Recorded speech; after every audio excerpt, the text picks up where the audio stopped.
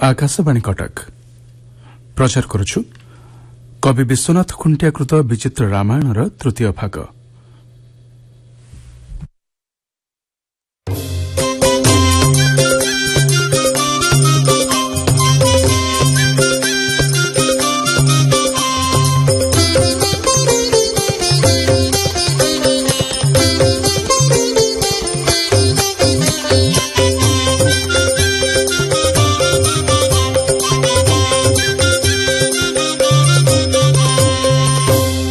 ଏହି ଅଧ୍ୟାୟରେ ଆରମ୍ଭ ହେଉଛି କାବ୍ୟର ବିଷୟବସ୍ତୁ।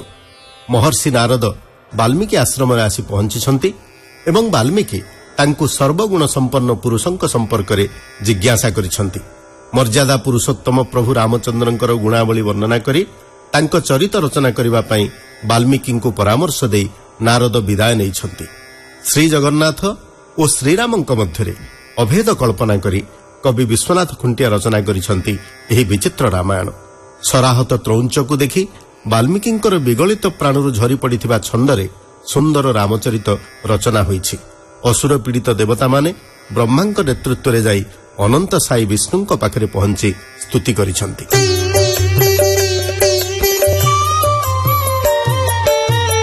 ଏକ ଦିନେ ନାରଦ ମହାରୁଷି ବାଲ୍ମୀକି ଆଶ୍ରମେ ହେଲେ ଆସି ତାଙ୍କୁ ଦେଖିଣ ବହୁ ପୂଜା କଲେ। ମନ ସଂଶୟ ତାଙ୍କୁ ପଚାରିଲେ କେଉଁ ପୁରୁଷ ଠାରେ ସର୍ବଗୁଣ ଅଛି କାହାଠାରେ ସର୍ବଲକ୍ଷଣ। ରବି ପ୍ରାୟ ହୋଇବ ତେଜବନ୍ତ ପବନ ପ୍ରାୟ ହେବ ବଳବନ୍ତ। ସତ୍ୟ ଶାନ୍ତି ଦୟା କ୍ଷମା ସାଗର କୃତାନ୍ତକ ପ୍ରାୟ ହୃଦ ନିଷ୍ଠୁର। ମହି ପ୍ରାୟ କହିବ ସହଣୀ ଧନବନ୍ତରେ କୁବେରଙ୍କୁ ଜିଣି।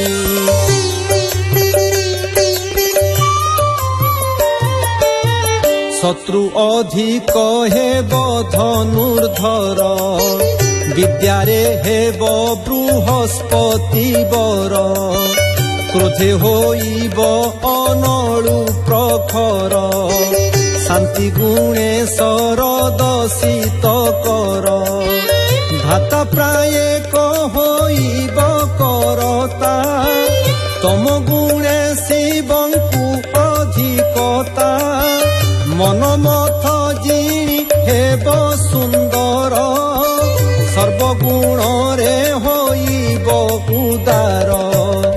କିଛି ନଥିବ ତାର ଅବିଗୁଣ କେଉଁ ପୁରୁଷ ଅଛି ଏଡ଼େ ଜାଣ। ଶୁଣି ନାରଦ ବୋଲନ୍ତି ବଚନ ରାମଚନ୍ଦ୍ର ଦଶରଥ ନନ୍ଦନ।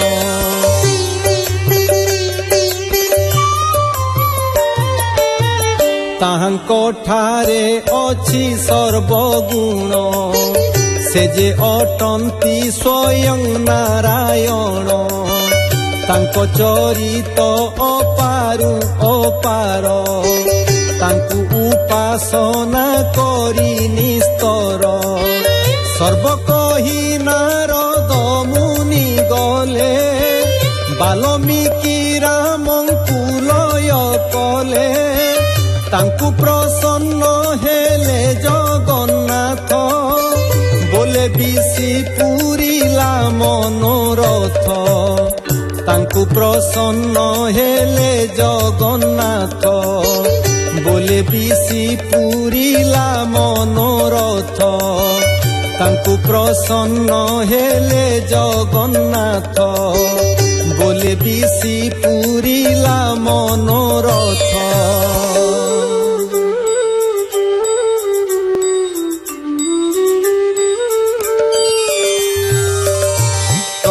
ନଦୀ ତଟରେ ଗମନ୍ତେ ମୁନି ସଙ୍ଗତେ ଗୋଡ଼ାଇ ଅଛନ୍ତି ଶିଷ୍ୟ ବେନି।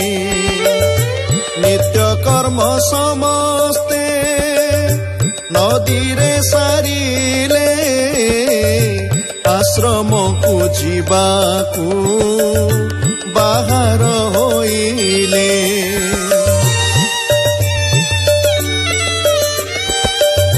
କ୍ରଞ୍ଚ କ୍ରଞ୍ଚି ବୋଲି ତହିଁରେ ପକ୍ଷିବେନି ବ୍ୟାଧ ସେ କ୍ରଞ୍ଚ ପକ୍ଷୀକି ଗଲା ଘେନି। କ୍ରଞ୍ଚି କାନ୍ତ ବୁଣ ବୁଣି ରୋଦନ କଲା ବାଲ୍ମୀକି ମୁନି ଶ୍ରବଣକୁ ଶୁଭିଲା।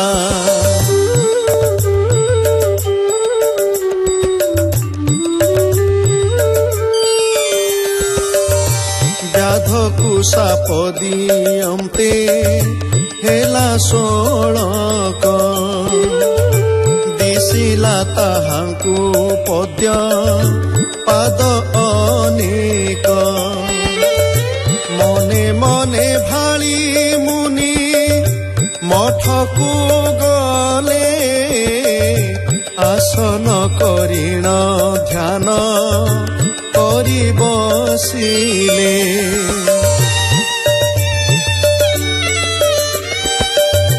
ମରାଳ ଚଢ଼ିଣ ପିତା ମହ ପ୍ରବେଶ ଦେଖି ବାଲ୍ମୀକି ପୂଜା କଲେ ବିଶେଷ। ଧାତା ବୋଲନ୍ତି ସୁନ୍ଦର ରାମଚରିତ ଶ୍ଲୋକ ବନ୍ଧରେ ସ୍ଫୁରିଲା ମୁନିଙ୍କ ଚିତ୍ତ।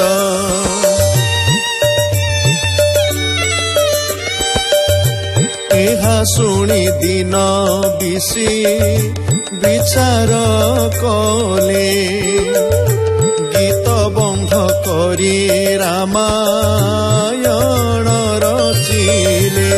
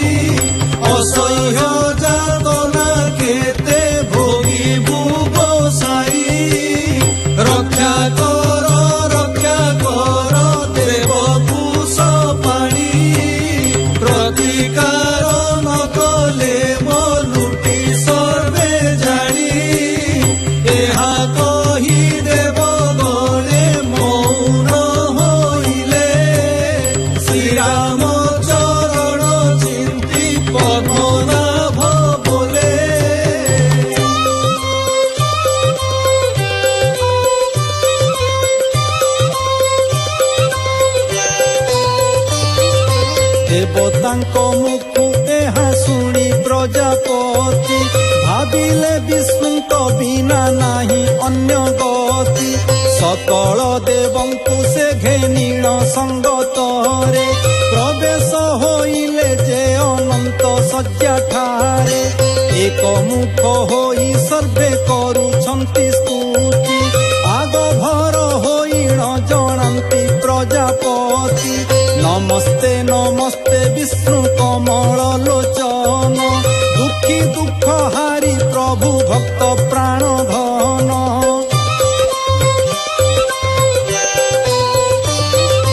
ଲଙ୍କପତି ଉପଦ୍ରବ ଶୁଣନ୍ତୁ ଗୋସାଇ ଦ୍ୱାରପାଳ କାର୍ଯ୍ୟ ସୂର୍ଯ୍ୟତା ଦ୍ୱାର ଜଗଇ ପୁଷ୍ପହାର ଗୁଣ୍ଠେ ଇନ୍ଦ୍ର ଭୟେ ହୋଇ ତ୍ରସ୍ତ ଚନ୍ଦ୍ର ଦେବତା ମସ୍ତକେ ଧରିଥାନ୍ତି ଛତ୍ର ପାକ ସମ୍ପାଦନ୍ତି ଅଗ୍ନି ଦେବତା ତାହାର ଧୀରେ ଧୀରେ ବିଞ୍ଚୁଥାନ୍ତି ଭୟରେ ସମୀର ଯେତେ ପାଣି ଲୋଡ଼ା ଆଣି ଦିଅନ୍ତି ବରୁଣ ବସୁମତୀ କରୁଥାନ୍ତି ଗୃହ ସମାର୍ଜନ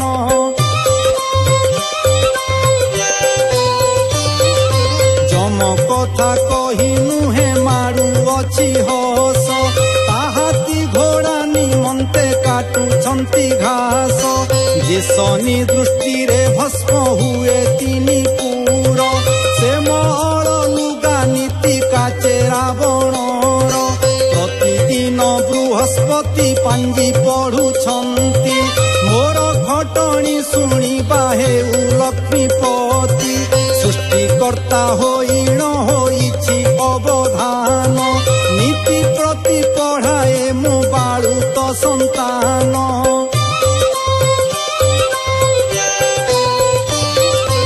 ଏହିପରି ସର୍ବଦେବେ କରିଅଛୁ ସେବା କେଉଁ ପରି ଏହା ହସ୍ତୁ ମୁକତି ଲଭିବା ଏହା ପ୍ରଭାବରୁ ରକ୍ଷା କର ଚକ୍ରଧର ନହିଲେ ନିଶ୍ଚୟ ନାଶ ଯିବ ତିନି ପୁର ଏତେ ବୋଲି ବେଦପତି ଆରମ୍ଭିଲେ ସ୍ତୁତି ବୋଲେ ଦିନ ପଦ୍ମନାଭ ରାମ ପାଦ ଚିନ୍ତି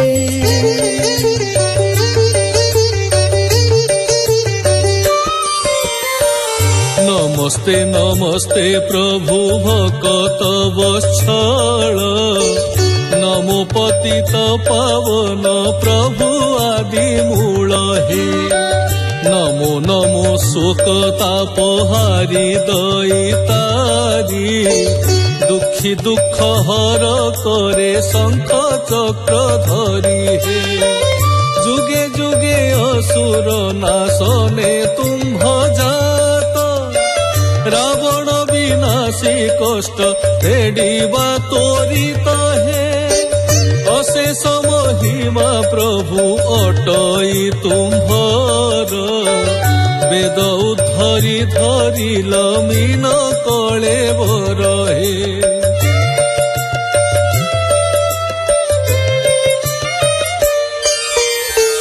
मन्दर धारण करी कूर्म अवतारे दैत्य पराजय कल मोहिनी रूपरे बराह रूपरे दन्ते धरिल धरणी हिरणाक्ष नासिल नृसिंह रूपे पुणी हे वामन रूपरे त्रय पाद भूमि दान मागी बळी रूपे देल पाताल रे स्थान हे एही परी अवतार देवे अगोचर रावण विनाशी प्रभु मोहि भार हरहे तुम्भे गोल कर पति अगतिर गति ए घोर संकट देव करबाकू मुक्ति हे एही रूपे स्तुति करतेण कुश पाणी शुणी तो सहेले प्रभु पद्मनाभ भणी हे